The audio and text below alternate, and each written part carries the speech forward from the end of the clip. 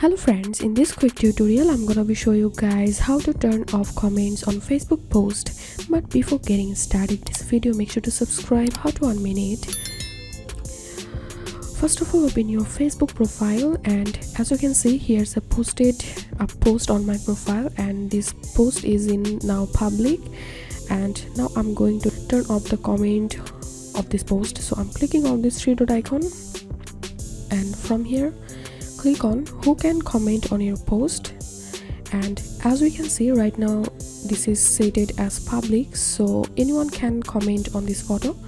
So we have to select these options, profiles and pages you mention, and after selecting this option, no one will be able to comment on this post unless I mention any profiles or any pages. Then click on done. And this was how we can turn off comments of Facebook post. If you find this video helpful, make sure to subscribe. How to 1 minute. Thanks for watching this video.